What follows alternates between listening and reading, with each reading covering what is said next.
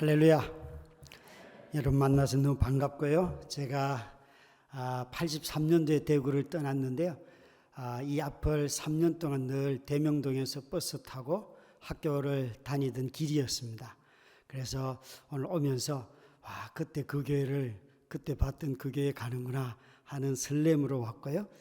또 여러분들이 헌당했다고 지난주에 말씀을 들었습니다. 저는 이 공간에 들어와서 이 공간 하나하나의 아름다움도 놀랍지만 저 아름다움 뒤에 성도들의 그 수고와 헌신들, 그러니까 이 공간 안에서 누린 하나님보다 그들의 삶 속에서 누린 하나님이 더 크기 때문에 이런 예배당을 헌당할 수 있다고 생각해요. 여러분들이 정말 수고했구나 생각합니다. 그래서 오늘 두 번의 이 집회를 통하여서 여러분들에게 큰 하나님의 위로가 있기를 주의 이름으로 축원합니다. 오자마자 제게 권사님들이 아주 죽을 주셨어요. 아주 맛나게 맛있게 잘 먹었습니다. 돌아가신 저희 아버님이 늘 하셨던 말씀, 밥은 바빠서 못 먹고 죽은 죽어도 못 먹고 술은 술술 넘어간다 그러셨는데 우리 아버지가 못 드시던 그 죽을 저는 맛있게 먹었어요. 우리 아버지가 못했던 일을 저는 하나 극복한 거죠, 그죠? 여러분의 세대도 이렇게 교회를 새롭게 짓고 난 뒤에 이전의 세대가 극복하지 못했던 것을 극복할 수 있는 교회가 되면 좋을 것 같아요. 과거의 역사를 가지고 계속 울고 먹는 것이 아니라, 그죠? 과거에 하지 못했던 것을, 과거에 잘했던 것을 계속 잘할 수 있는 사람들은 사실 많지가 않잖아요. 시간이 지나면 기력도 떨어지고 생각도 달라지고 환경이 달라지면 사고하는 방식이 달라지기 때문에 그렇지 않습니까? 정말 저는 저희 아버님이 못 드시던 그 죽을 정말 맛있게 먹으면서 다시 한번 생각해 봤어요. 아버지가 못했던 걸 나는 하고 있는 게 뭘까 생각을 해보게 되었습니다. 여러분 정말 여러분 마음속에 이번 집회를 통하여서 우리 아버지 입에 술술 넘어가던 술처럼 말씀이 여러분 마음속에 술술 들어가기를 주의 이름으로 축원합니다. 또 이렇게 술 이야기를 하니까 괜히 은혜 받는 분들이 벌써 있어요. 눈빛에 보니까 오늘 저녁에 집에 가면 좀 이상한 행동들 하실지 모르겠는데 뭐 하고 싶으면 하시는 거 좀 어떡하겠습니까? 여러분 예수를 믿어갈수록 예수 믿는 게 쉽던가요? 어렵던가요? 아니면 예수를 믿고 나니까 삶을 살아가는 능력이 더해지던가요? 아니면 왜 이렇게 삶이 어려울까? 예수를 믿는데도 불구하고 조금 전에 불렀던 첫 찬양이 예수님이 왕이심을 계속 높였잖아요, 그죠? 그분이 정말 우리의 왕이시라는 것을 우리의 삶에서 고백할 때 우리의 삶이 자연스럽게 내가 그분의 백성으로 그분의 국민으로 사는 것은 참 행복하다 이런 생각을 갖게 하나요? 아니면 예수 믿는 게 왜 이렇게 힘이 들까? 괴로울까? 한번 생각해 보십시오. 여러분 지난 2년 동안 굉장히 어려움 속에 온 나라와 온 세계가 아주 경제 공황에 빠질 만큼 큰 어려움 속에 빠져 있었는데 여러분들이 헌당을 했다 하는 것은 굉장한 일이지요. 얼마나 삶이 굉장히 어려웠을 터인데도 불구하고 그 어려움 속에서 이렇게 아름다운 성전을 봉헌할 수 있다는 것은 너무 귀한 일이죠. 그러나 동시에 여러분들의 삶은 또 얼마나 힘들었을까요? 아마 삶의 구석구석에 여러분들의 삶의 애환이 있을 것이에요. 가장 그때나 지금이나 여러분의 삶을 괴롭히는 정말 하나를 꼽으라고 한다면 그게 무엇인가요? 자신이 드리는 기도를 자세히 한번 살펴보세요. 자신이 드리는 기도를 보면 그것이 자기 자신의 삶의 가장 중요한 문제가 그 속에 다 있는 것이에요. 늘 관심이 자녀 공부 잘하는 것이 관심인 사람은 기도가 전부 다 공부밖에 없어요. 우리 애가 공부 잘하도록. 그러나 또 어떤 사람들은 돈에 관심 있는 사람 계속 돈 이야기만 할 거예요. 왕이신 하나님 제게도 대박을 뭐 그런 거잖아요. 그렇죠? 여러분 정말 이 어려운 시대에 돈에 대한 스트레스가 없는 사람은 저는 단 한 사람도 본 적이 없어요. 저는 아내가 17년 전에 쓰러져서 식물인간으로 지금도 집에 누워 있는데요. 병원에서 그 중환자인 아내를 병원에 입원하고 찾아오는 사람 중에 제일 기쁜 사람들이 누구인가 하면은 누구겠어요? 와서 기도해 주는 성도들이 제일 짜증나요. 나는 돈이 엄청 필요한데 돈은 안 주고 와서 목사님 기도합니다. 우리가 열심히 기도하고 있습니다. 그러면 속에서 이런 말이 그냥 툭 튀어나오죠. 야, 기도는 내가 더 절실해. 내 기도가 더 절실해. 돈이나 주고 가. 여러분, 그 병원에 한 5, 6개월 누워 있는데 막 7, 8천만 원 나오면 아니 그게 감당이 됩니까? 감당할 수 없는 일들이 제 삶에 일어나는 거예요. 그러니까 누가 제일 병원에 있으니까 기쁜가 하면 보험회사 직원이 제일 기뻐요. 그분들은 내가 낸 보험은 적은데 왜 그렇게 사망 위로금을 많이 주는지 식물인간으로 판정을 받으니까 바로 사망 위로금을 주더라고요. 와, 냉정도에 살아있는데 죽음을 처리해버려요. 굉장히 무시무시한 세상이죠, 그죠? 그래도 하여튼 돈 주니까 좋더라고요. 여러분 어떻게 생각해요? 여러분 삶이 어려울 때 와서 내게 필요한 것을 주는 사람이 제일 좋지요. 제일 좋잖아요. 우리가 우상을 이야기할 때에 우상은 자신의 필요는 구하지만 하나님이 그리스도이심을, 예수가 그리스도이심을, 매일매일 내 삶을 통치자이시고 왕이심을 믿지 않는 사람들을 우상 숭배자라고 하는 거예요. 그래서 모든 우상은 다 자기를 위하여 하나님의 이름을 이용하는 거예요. 그래서 하나님을 자꾸 조종하려고 하는 거죠. 하나님께 순종하는 것이 아니라 어떤 삶의 환경이 돼도 순종하는 사람은 하나님이 왕이십니다 라고 고백하는 사람이지만, 하나님을 조종하는 사람들은 자신의 필요를 채워줄 신이라면 그 신은 여호와도 좋고 무당도 좋고 누구든지 다 좋은 거예요. 아이들을 기르다 보면 아이들이 용돈을 달라고 하잖아요, 그죠? 용돈을. 그래서 어느 날 제게 현금이 없어서 아빠가 지금 돈이 없다 그러니까, 아니 아빠가 돼가지고 돈도 없어요 이러더라고요. 참, 여러분 자식들이 이런 말 들으면, 자식들이 하는 이런 말 들으면 여러분은 화가 나지 않겠어요? 혹시 성질이 나쁘신 분들, 벌써 말이 격해지고 손이 올라가고 이런 분들은 빨리 회개하셔야 돼요. 있으시죠, 그렇죠? 아니면 말이 험한 분들, 여기 자녀들이 별로 없어서 물어봤자 돌아올 말이 없을 것 같고, 자녀들이 있어야지 물어보면 되는데 너희 엄마 아빠가 화날 때 무슨 말 하니 이런 거 물으면 다 대답해요. 그렇죠? 네. 아이들이 그래서 제가 화가 나서, 얘들아 너희 진짜 아빠가 누구냐 그러니까 하나님이요 이러더라고요. 그러면 용돈은 누구한테 달라 그래야 되냐? 이렇게 말하면 아이들이 아빠 맞아요, 우리 진짜 할아버지 아버지한테 달라 그럴게요 이렇게 말할까요? 아빠 왜 또 성질을 부리세요? 하나님이 아빠를 세워서 우리를 먹여주고 입혀주고 재워주고, 인간은요 자기 문제가 되기 전에는요 다 답을 안다고요. 그래서 훈수 두는 사람이 바둑 제일 잘 두는 거예요. 훈수 두는 사람이. 근데 자기 문제가 되면 늘 하나님이라고 답을 해놓고도 삶이 궁핍해지면 그분을 찾지 않아요. 인간은 다 남의 문제를 보면 답이 보이는데 자기 문제가 되면 답이 안 보이는 거예요. 늘 답은 우리 삶에 그분이 왕이시고, 그분이 왕이시면 나를 보호해 주시고, 그분이 보호해 주시면 내 공급자이시라는 것을 늘 말로는 믿지만 실제 그 상황이 되면 그분 앞에 나아가지 않는다고요. 여러분의 정말 공급자가 누구세요? 지난 2년 동안 이 코로나 팬데믹 속에서 살면서 여러분은 생존을 했습니까? 공급하시는 은혜를 따라서 사셨습니까? 이 교회당을 헌당하면서 여러분들은 정말 그분이 주시는 공급하시는 은혜를 쫓아서 드리고 나누고 아껴 써서 했습니까? 아니면 내 소유에 내가 가진 것을 드렸습니까? 우리 모두는 잘 모르지요. 이런 것이 건물이 지어지면 다들 자신들이 헌신한 것으로 생각하잖아요, 그죠?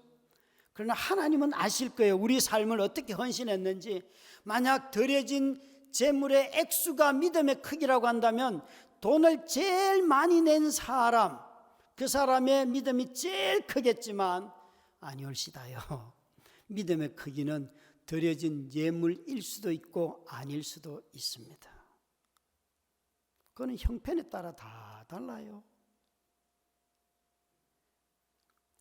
만약 하나님께서 우리 믿음의 크기를 또 아니면 우리가 경험한 기적의 크기로 우리 믿음을 시험한다면, 측정을 한다면 홍해를 건넌 이스라엘 백성들은 믿음이 최고로 클 거예요. 누가 바다를 건넌 사람이 누가 있습니까? 이스라엘밖에는 없습니다. 아니 40년 동안 광야에서 만나를 먹은 사람이 누가 있습니까? 자기들이 한 것은 나가서 거두는 것밖에 없는데 그들은 매일 40년을 그렇게 살았어요. 아마 그런 기적의 크기로 말한다면 이스라엘이 믿음이 제일 좋았을 거예요. 그런데 성경은 그들이 다 가나안 약속의 땅에 들어가지도 못하고 죽었더라. 여러분, 내가 드려진 예물이 내 믿음의 크기가 아니고 믿음은 내 안에 있어요. 오직 하나님 그분만 아시는 거예요. 여러분 모두가 다 이런 엄청난 일들을 이루고 난 뒤에 여러분 마음이 불편한 분들이 없기를 바랍니다.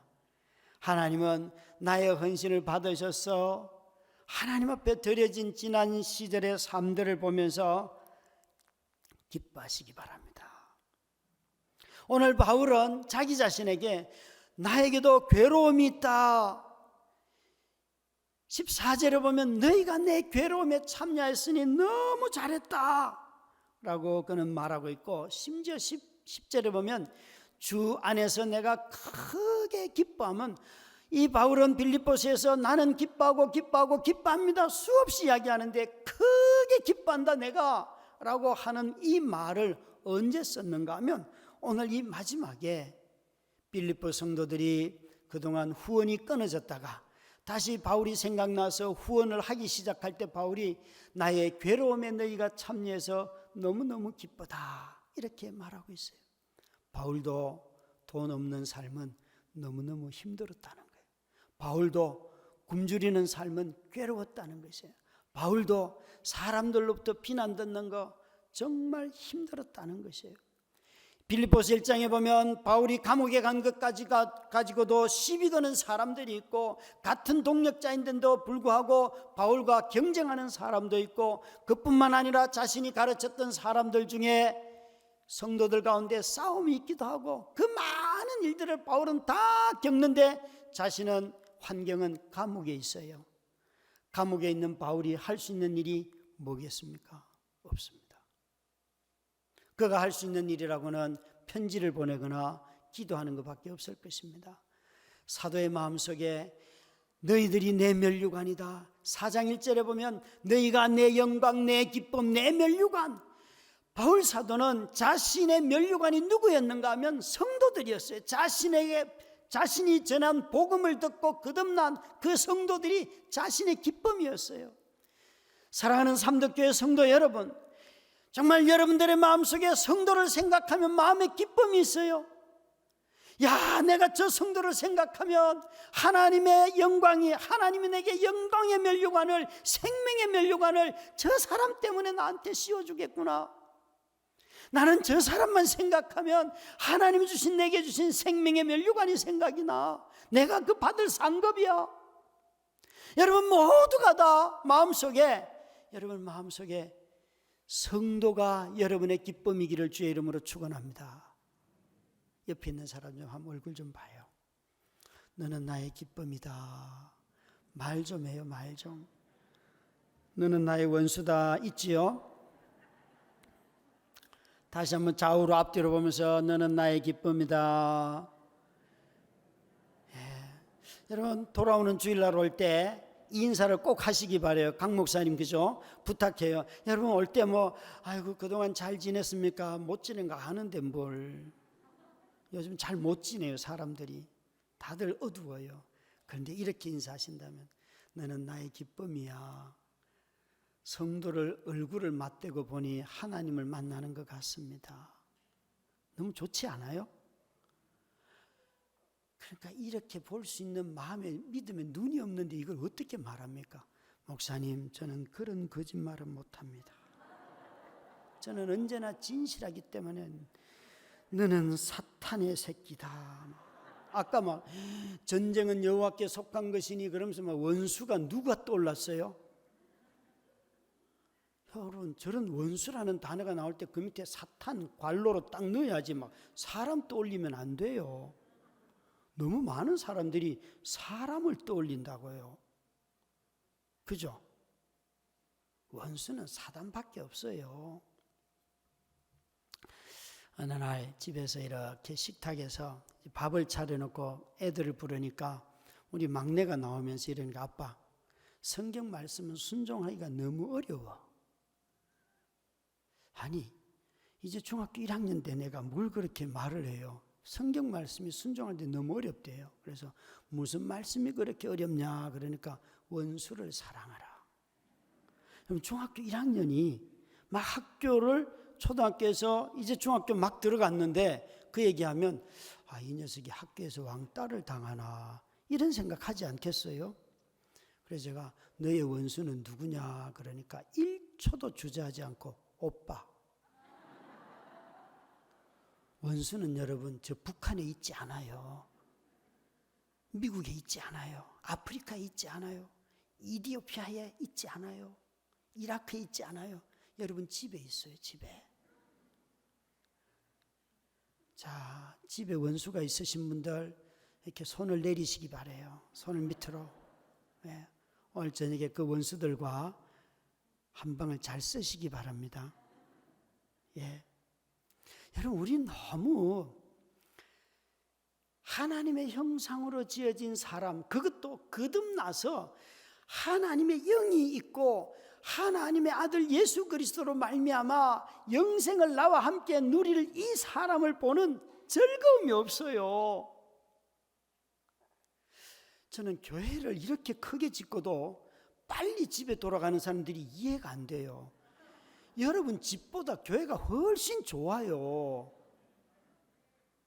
좀 몇몇 분, 한 10분 정도 아멘 했고 나머지는 다 목사님, 내가 그래도 수성구에 집이 있습니다. 집에 가면 반바지 입고 편하게 누워서 리모컨 가지고 이제 지옥이나 보고. 아직도 오징어 게임에서 끝나지 않은 분들이 여럿 계시는군요. 넘어갔어요. 판세가 바뀌었어요. 지옥으로.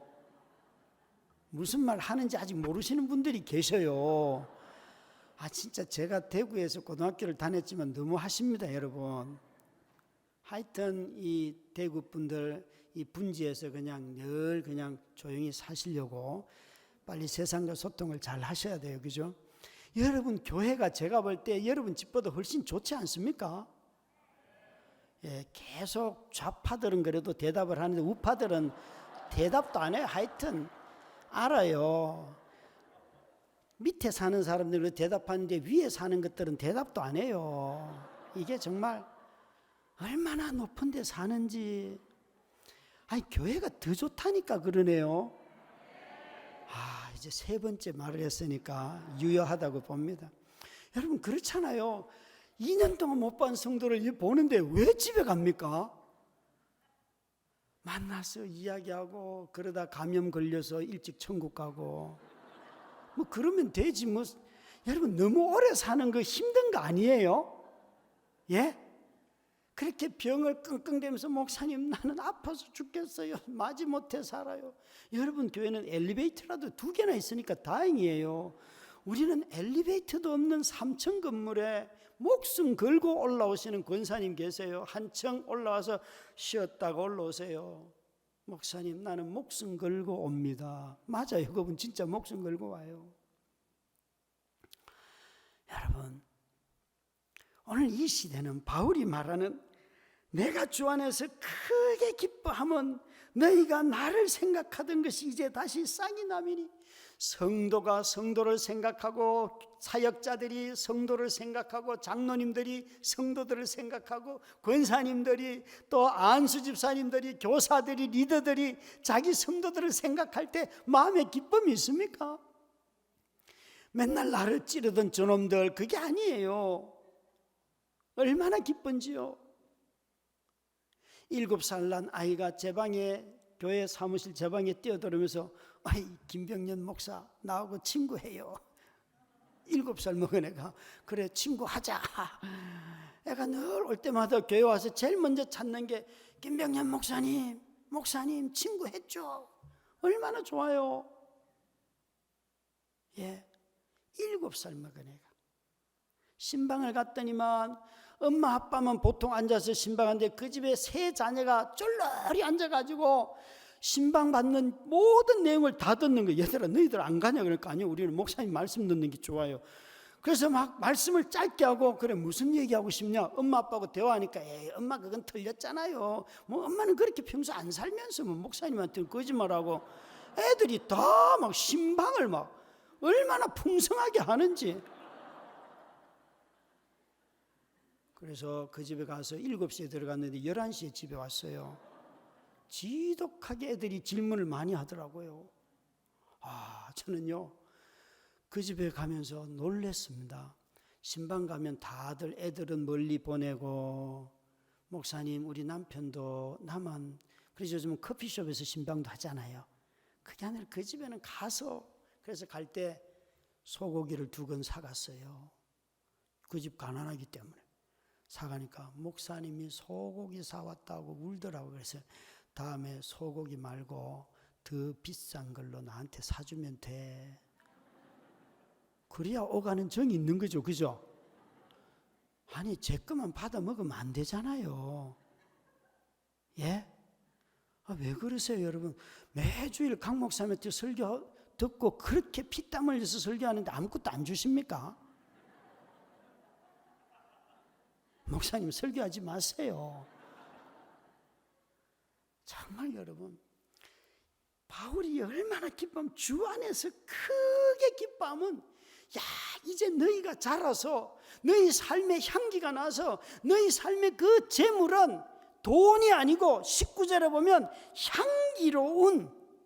향기로운 재물이라. 18절에 이는 받으실 만한 향기로운 재물이라. 하나님이 급히시게 하는 것이라. 너희들이 나에게 후원금을 보낸 것이 아니라 너희 삶의 열매를 보냈기 때문에 나는 너무 기쁘다. 지난 2년 동안 어려움 속에서도 이렇게 교회를 헌당하는 일에 수고하고 애쓴 성도들 한 사람 한 사람을 보면서 나는 김 집사님 보면 너무 기뻐요. 그 어려움 속에서도 이렇게 함께 교회를 짓는 일에 수고했으니 너무 기뻐요.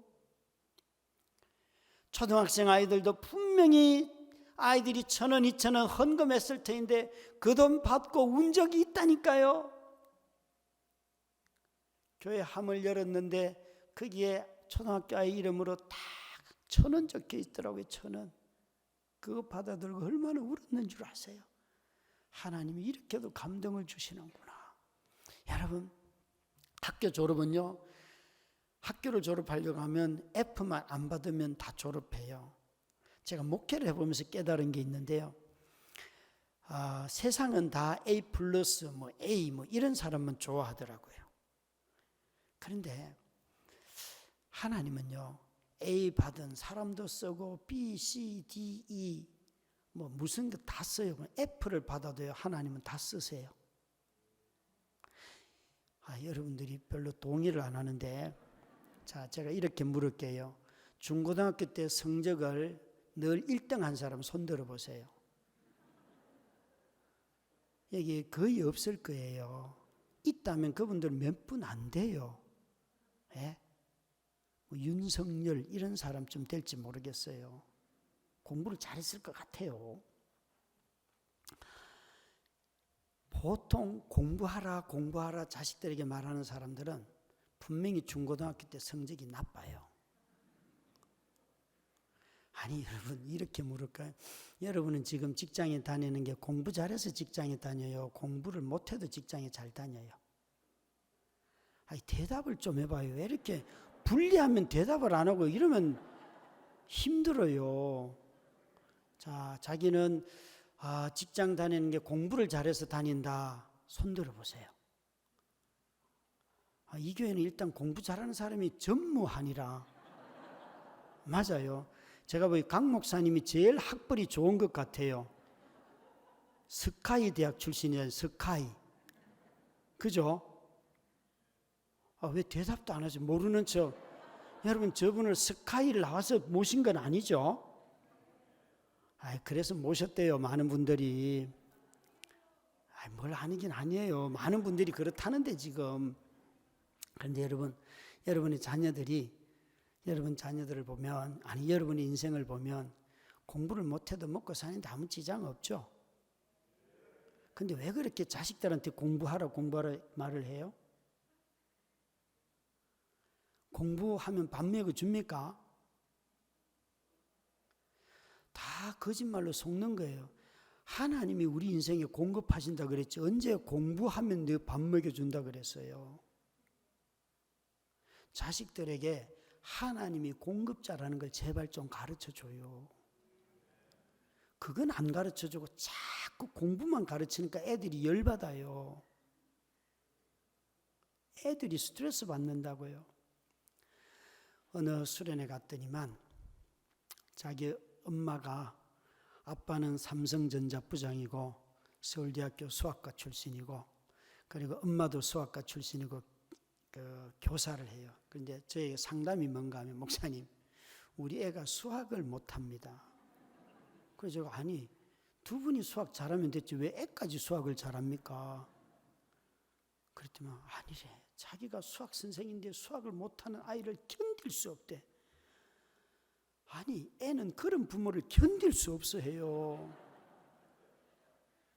여러분, 걔는 수학 잘해서 자기 부모가 너무 똑똑하면 애들은 엄청난 스트레스를 받습니다. 말하든 안 하든. 어느 아빠가 이러더라고요.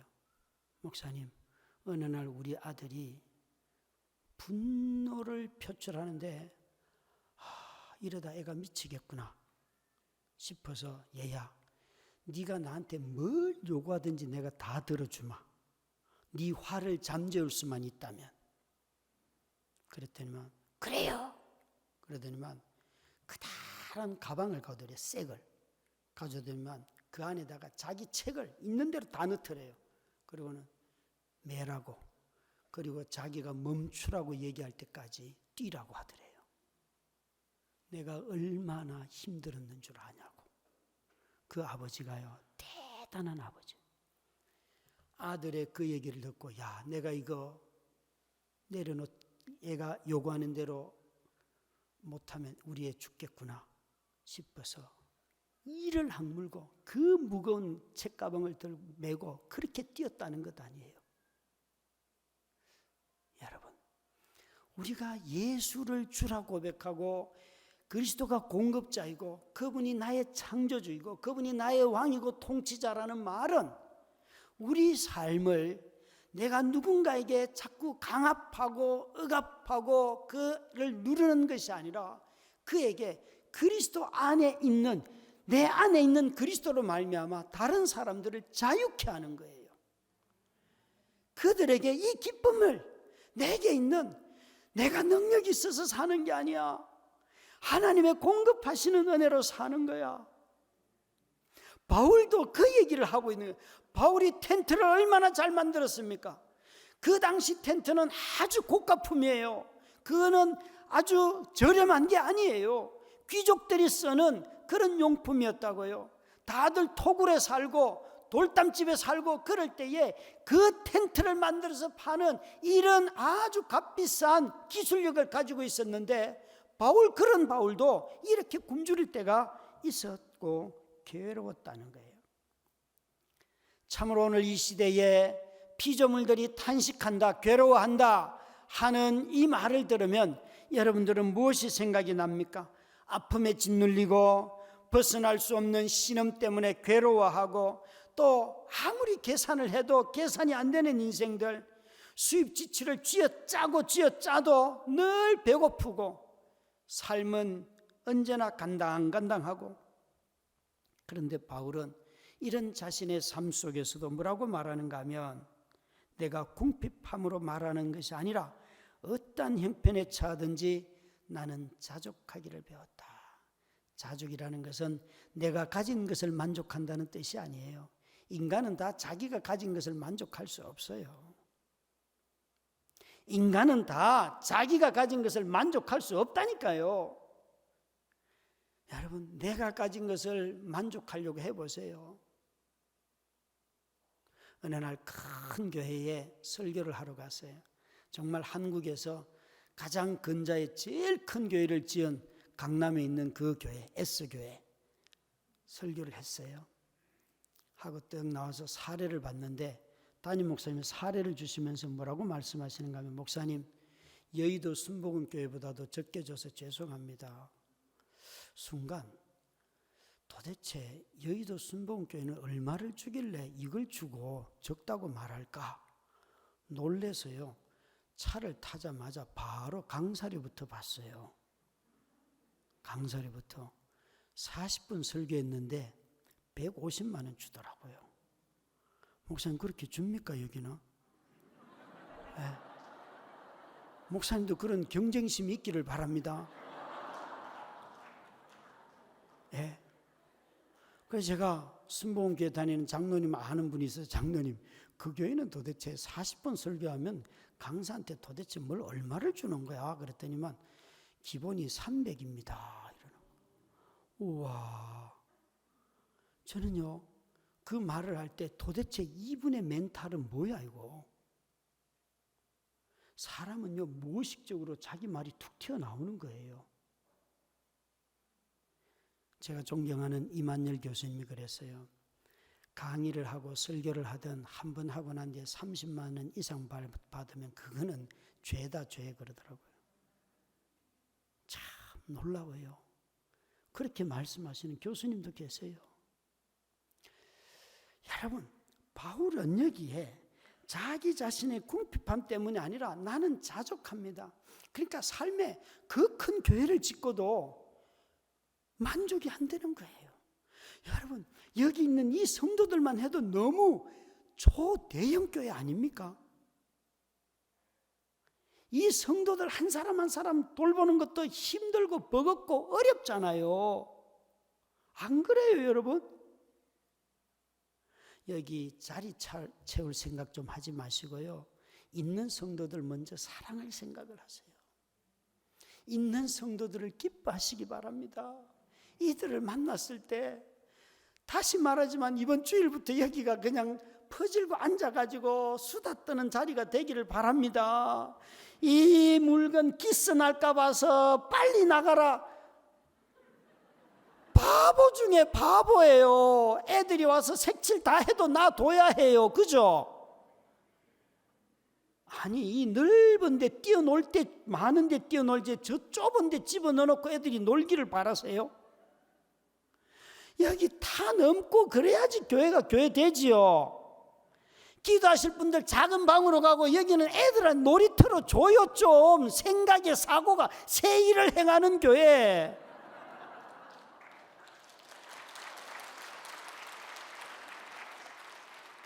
저는 이런 넓은 본당을 보면 자꾸 애들 놀이터가 생각나요. 애들이 교회에서 논 경험이 없는데 왜 어떻게 교회로 올 수 있습니까? 왜 이런 자리에 애들 안 데리고 옵니까? 걔들 설득하다가 전쟁 나는데요. 싸우기 싫어서, 그죠?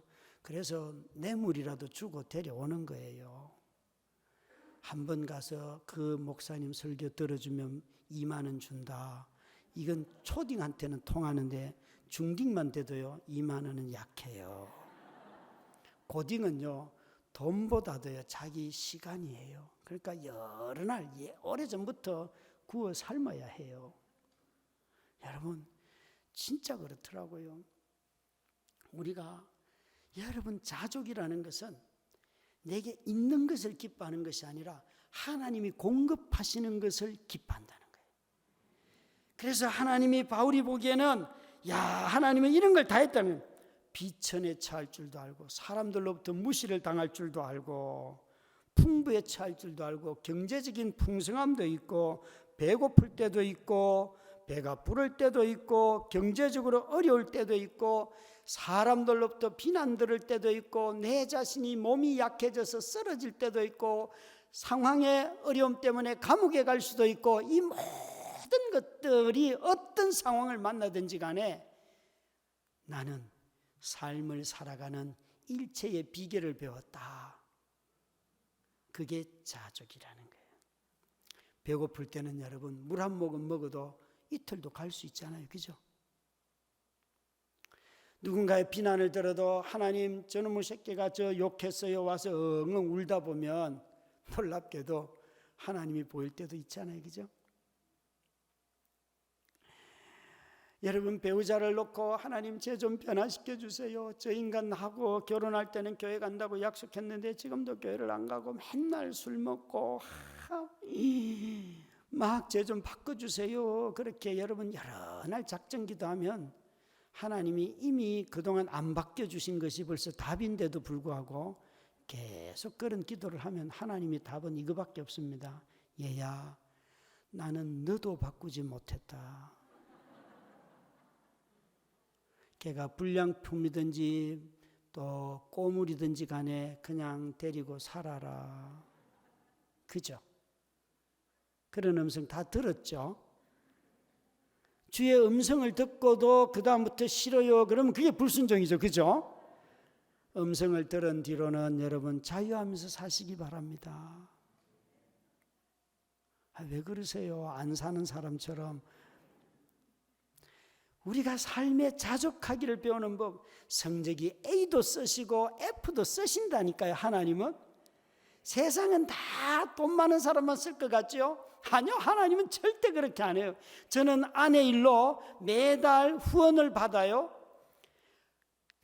제 제자들이나 아내 친구들이 매달 간병하라고 보내주는 돈들이 있는데 그 중에 어떤 사람은요 17년째 5천 원을 보내는 분이 있어요. 매달 5천 원. 그래서 어떤 분들이 목사님 약소해서 죄송해요. 그러면 제가 늘 드리는 답은 참 약소한데요. 다 모아놓으면요 200만 원이 되고 때로는 300만 원이 되고 엄청납니다. 약소한 게 아닙니다. 하나님은 당신 혼자를 쓰시는 것이 아니라 그 사람들을 다 쓰시더라고요. 어느 부활절 날 강대상 앞에 꽃꽂이를 했어요. 제가 새벽에 와서 이제 설교 준비 끝나고 여기 와서 막 기도하고 있는데 침묵으로 가만히 기도하고 있는데 강대상 뒤에 있으니까 안 보이죠? 꽃꽂이를 한 권사님이 오시더니만 계속 평소대로 안 하시고 꽃꽂이 앞에 와가지고 꽃을 보고 냄새도 맡고 뭘 만지고 하면서 꽃 막 너무 좋아서 막 이러는 거예요. 그래서 제가 너무 하도 그러시길래 권사님 교회 오니까 하나님은 안 보이고 꽃밖에 안 보이지요. 자기가 드린 것을 보게 돼 있잖아요.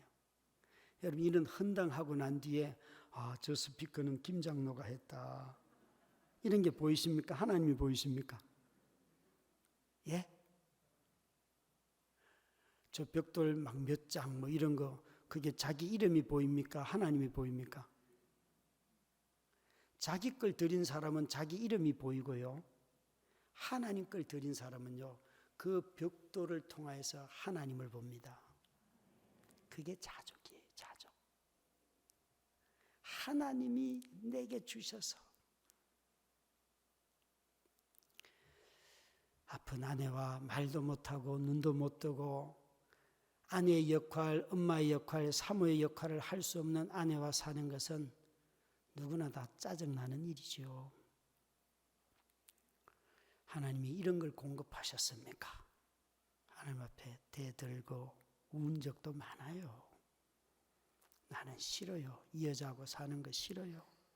기회만 되면 그렇게 하나님 앞에 대들었다고요. 그런데 하나님은요, 그 아내를 쉽게 거두어 가지 않으시더라고요. 지금까지 잘 살아있어요. 오늘도 나오기 전에 여보 삼덕교회 가니까 기도해줘 한마디 하고 나와서 기도하고 있을 거예요.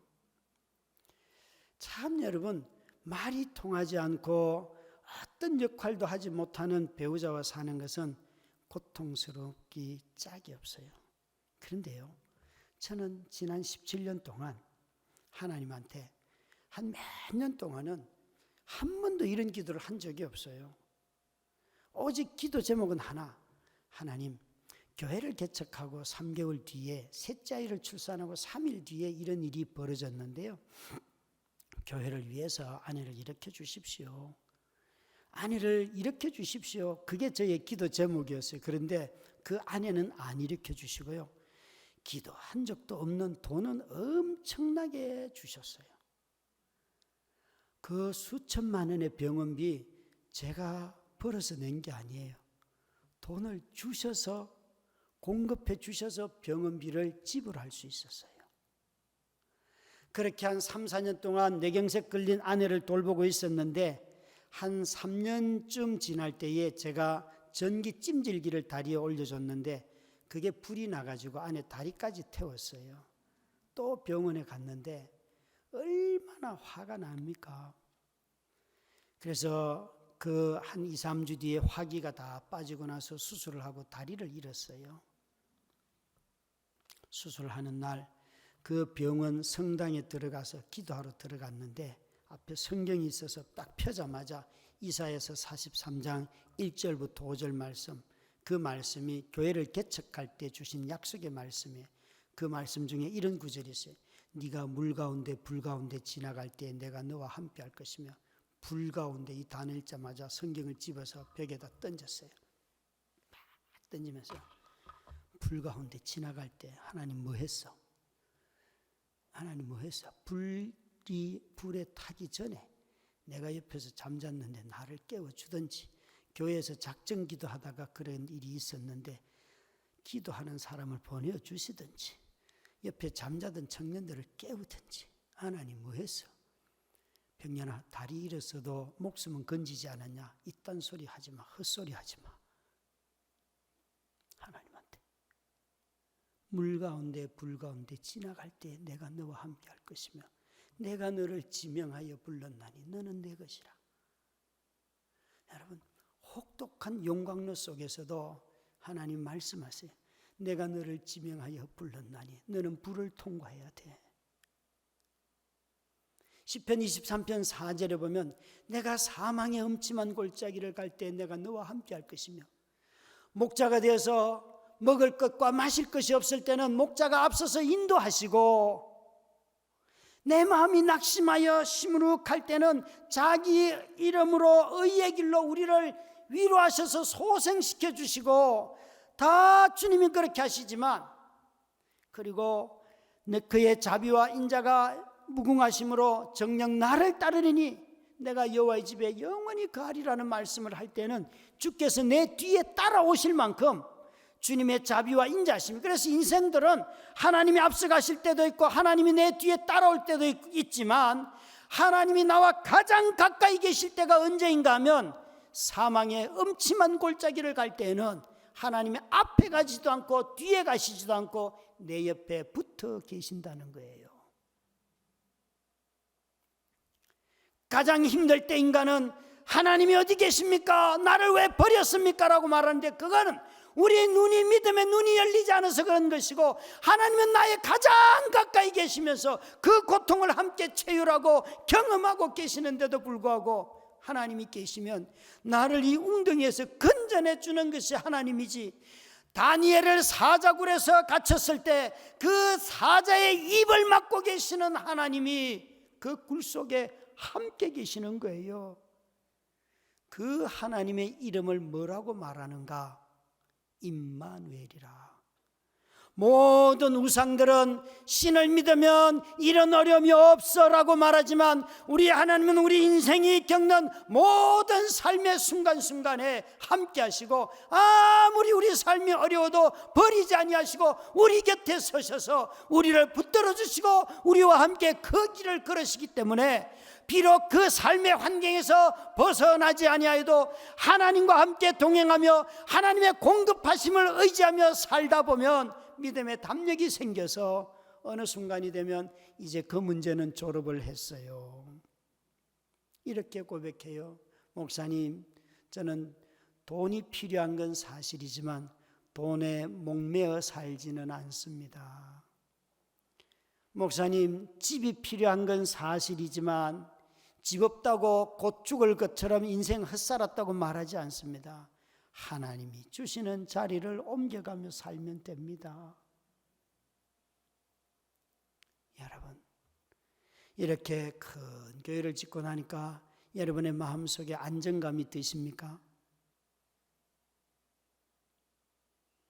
장소가 주는 평안함은 우리의 영혼을 죽일 위험이 있습니다.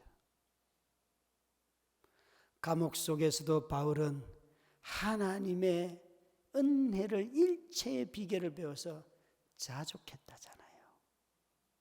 나는 하나님의 공급하심으로 삶의 어떤 형편에 처하든지 내게 능력 주시는 자 안에서 나는 살았습니다.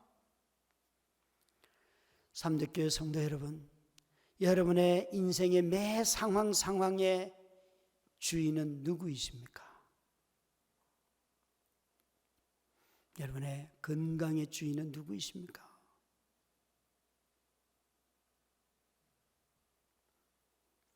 우리 모두는 돈을 우상으로 섬기는 시대에 살아가고 있습니다. 돈 없이는 못 산다고 말합니다. 왜 사람들이 이 정부에 대해서 분노하는가 하면 내 집값이 안 올라가기 때문에, 내가 집 없는데 집값만 올라가기 때문에 분노합니다. 여러분, 혹시 누가복음 12장을 보면 어떤 한 청년이 와서, 부자인데 와서 예수님한테, 예수님, 우리 아버지가 돌아가셨는데 형님이 유산을 잘 나누어 줘야 되는데 형이 유산을 나누지 않고 지 멋대로 합니다. 그러니까 예수님이 재판 좀 잘해 주십시오. 우리 형에게 좀 책망 좀 해 주십시오. 그러니까 예수님이 분명히 형이 아버지의 유산을 형제들 간에 나누지 않은 것이 잘못이죠. 예수님이 뭐라고 말하는가 하면 소유의 넉넉함이 함에 생명이 있지 않다. 너의 탐심을 버려라. 아니, 불법을 행한 형에게 가서 해야 하는데 예수님은 그 동생에게 너의 탐욕을 버려라 그래요. 뭐가 탐욕이에요? 그러면서 이해를 못하니까 어떤 부자 비유를 듭니다. 그 해에 소출이 많아졌어요. 사업을 잘했어요. 그래서 창고를 더 짓고 그 부자가 이렇게 말합니다. 야, 이제 내가 이렇게 큰 창고를 짓고 모든 곡물을 다 쌓았고 저축을 했기 때문에 먹고 마시고 쉬고 즐거워하자, 안식하자 라고 말해요. 이 부자는 먹고 마시고 쉬고 안식하는 모든 근거가 무엇을 기반으로 하고 있어요? 자기의 재산으로, 자기 소유로, 자기의 저장해 있는 은행 잔고를 가지고 이 정도면 이제 쉴 수 있어, 이 정도 되면 기뻐, 이 정도 되면 마음의 평안이 와, 이 정도 되면 난 여행할 수 있어. 이게 그 삶의 모든 안식의 기초가 어디에 있는가 하면 재산에 있는 거예요. 그게 바로 탐식이에요. 탐욕이에요. 재산이 없이는 마음의 평안이 없어요. 자기가 생각하는 만큼의 돈이 없으면 쉴 수가 없어요.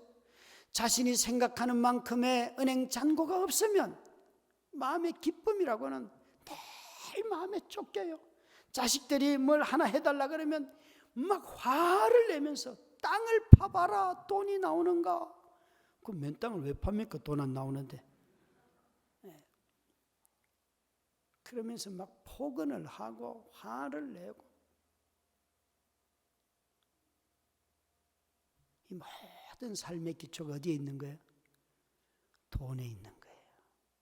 그것이 탐욕이라는 거예요. 저는 아내가 아프기 때문에 늘 마음속에 이런 유혹이 참 잦아요. 외도하고 싶다, 이런 유혹이 있다고요. 여러분, 이런 유혹이 없다고 생각하는 게 비정상이죠. 그렇죠? 그래요? 안 그래요? 인간답게 얘기 좀 해봐요. 그냥 목사니까 기도하면 막 음란 마귀가 다 떠나갈 것 같죠. 그러면 음란 마귀는 기도할수록 더 생각나요. 네. 도둑질하는 거, 딱 행위가 일어나는 순간 잘못했다는 거 아시죠? 살인, 딱 그 행위가 일어나는 순간 내가 잘못했구나 알지요. 그런데 연말이 왔는데 이직하는 거, 이 직장보다 저 직장이 월급을 좀 더 많이 주는데 이거 옮기는 거, 이거 탐욕이에요, 아니에요? 내년에는 아이가 고등학생이 되고 돈 씀씀이가 더 많아지는데 내가 직장을 옮겨서라도 돈 좀 더 벌어야지. 탐욕이에요, 아니에요? 여러분, 이거 탐욕인 줄 아는지 잘 모릅니다. 외도나 도둑질이나 살인이나 거짓 증거나 이런 것은 행하는 순간 단번에 죄인 줄 깨닫지만, 탐욕은요, 결과를 나중에 봐야지만 분간하게 돼 있어요. 그래서 탐욕이 정말 분간하기가 어려운 죄예요. 청년들이 와서 이렇게 물어요. 목사님, 이번에 직장 옮기려고 하는데 하나님의 뜻인지 아닌지 물어봐 주세요. 그래. 어느 직장이 돈을 많이 주냐? B요. 그러면 그래, B에 가는 게 하나님의 뜻이다. 저는 주저없이 이렇게 말합니다. 이렇게 말하고 난 뒤에 그 녀석이 목사님 장난하지 말고 기도하고, 그러면 진짜 기도하고요. 이렇게 말하자마자 목사님 맞지요? 이렇게 말하는 애는 이미 끝난 거예요. 그래, 그게 하나님의 뜻이다. 여러분, 성진이 하나님의 뜻일까요, 아닐까요? 하나님께 물어보세요. 괜히 성진에 스트레스 받지 말고. 성진하고 신앙 버리는 분들도 많지요. 예. 우리는요, 하나님의 공급하심, 그것을 가지고 살기보다는 자기의 꿈을 이루려고 하고 자기 자신의 바람이 이루어지는 것을 좋아한다고요. 그래서 이런 것들이 점점 우리 삶에 커져요. 바울은 지금 그 얘기를 하는 게 아니에요. 항상 나는 부자였고, 항상 나의 형편은 편안했고, 항상 나는 건강했고, 그 얘기를 하는 게 아니에요. 이런 것들도 있었지만 나는 아프기도 했고, 매를 맞은 적도 있고, 나는 궁핍하기도 했고, 그러나 주눅들지 않았고 살았고. 그래서 돌아가신 신영복 목사님이 이렇게 말했어요. 역사를 변화시킬 수 있는 사람들은 변방에 있는 사람들인데, 주변인들인데, 이 중심부에 있는 사람들은 변화시킬 욕구가 없는 사람들이에요. 그러나 저 주변에 있는 사람들이, 주변인들이 역사를 변화시키는 힘이 있는데, 그러나 단 한 가지 있어야 하는 조건은 열등감이 없는 주변인이어야 한다. 열등감이 있는 주변인이면 부자를 보면 막 욕하고, 또 자기보다 더 뛰어난 사람들 보면 어떻게 하든지 그를 깎아내리고, 이런 사람은 안 된다는 거예요. 열등감 없는 주변인들에게는 이 역사와 사회를 바꿀 수 있는 에너지가 있다는 거예요. 그것이 바로 예수님의 제자들이기도 해요. 여러분, 정말 새 일을 행하길 원하십니까? 그러면 먼저 하나님이 공급자이심을, 하나님이 주시는 것을 마음껏 누릴 줄 아는 여러분 되시기 바랍니다. 그렇게 좋은 집을 하나님이 공급하셔서 사셨잖아요. 그러면 거기서 뭐 해야 돼요? 공급함을 받았으면 마시고 먹고 누려야지요. 그렇죠? 근데 대부분 집에 가는 걸 싫어해요. 이상하게 수성 연못가를 좋아해요. 거기에 낮에 보면 얼마나 많은 분들이 집에서 마셔도 맛있는데 커피는 꼭 그 집에 가야 맛있다고 꼭 그러시더라고요. 여러분, 하나님이 공급하신 것을 누릴 줄 아는 지혜가 이 시대에 필요해요. 근데 너무나 많은 사람들이 공급받고 난 뒤에 불만족, 또 다른 걸 찾아다녀요. 여러분의 정말 교회를 아름답게 지으셨어요. 너무 수고했어요. 그런데 제가 늘 이런 교회들 보면 하는 말이 있어요. 교회 크다고, 교회 아름답다고 교회 자랑하면 교회 망합니다. 교회는 항상 누구를 자랑해야 돼요? 하나님 예수 그리스도 자랑하면 교회는 반드시 부흥하게 되어 있습니다. 정말 간병하는 건 힘든 거예요. 너무너무 힘들고요. 세 자녀의 아빠로서 사는 것도 참 고통스럽고 목회하는 것도 힘든데 막 삶이 뒤죽박죽. 그래서 어느 날 울면서 출근하다가 그냥 교회 본당에 와서 엎드려서 엉엉 울면서 하나님 뭐 좀 해봐요. 그게 한 8년쯤 지날 때인 것 같아요. 그렇게 엉엉 울면서 하나님 뭐 좀 해봐요. 그렇게 말했더니만 말했어요. 근데 아무 대답이 없어서 제가 여러분도 좋아하는 찬양 주만 바라볼지라 하는 그 찬양의 후렴구에 보면 작은 신음에도 응답하시고 하나님 나는 이거 큰 신음이요 제발 귓구멍이 끄들랑 좀 들어요. 뭔 놈 하나님이 내 이야기는 그렇게 안 들어 그러면서 막 이건 큰 신음이에요 그러면서 막 삿대질을 한참을 했어요. 하니까 하나님이 이러시는 거예요. 병년아 나는 너한테 아들 줬다 이러는 거예요. 아니 내가 그걸 몰라? 그거 다뤄. 그리고 또 막 뭐 들어도 개떡같이 듣고 말이지. 있는 대로. 여러분 진짜 신뢰하는 관계가 되면 이런 말 한다고 뭐 문제 있습니까? 그죠? 아니 그분이 내가 그분을 모를 때도 악인일 때도 그분과 원수 되었을 때도 자기 아들을 나를 위해서 이 땅에 보내셔서 죽기까지 했다는데 그렇죠? 제가 지금 원수가 아니잖아요. 맞아요. 그죠? 제가 악인이 아니잖아요. 그분의 아들이잖아요. 그런데 인생이 힘들고 어려우니까 막 그런 말들이 나오더라고요.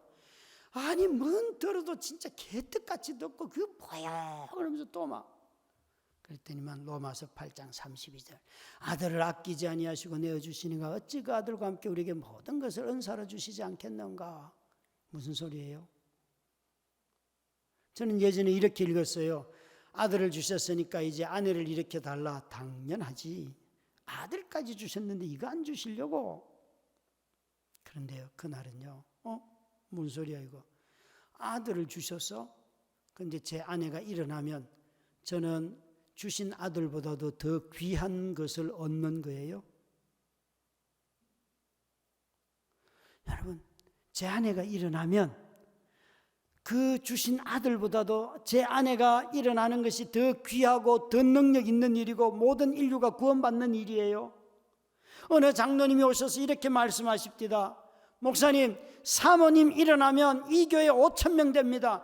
아니 장로님 나는 50명도 감당 못하는 그런 아주 작은 사람이요. 아니 여러분 제 아내가 일어나는 일로 하나님의 전능하신 기준을 누가 정했습니까?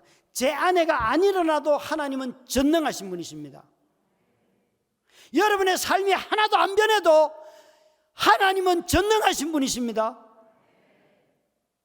내 삶이 지금처럼 계속 어렵고 어떤 사람은 계속 성공하고 그래도 다 하나님은 하나님이십니다.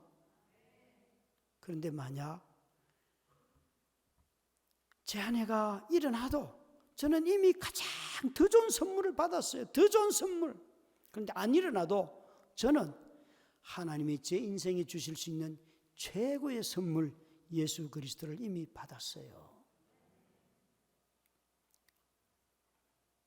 삼덕교회 성도 여러분, 여러분들은 하나님이 공급하신 것 중에서 예수 그리스도보다도 더 귀한 게 있습니까?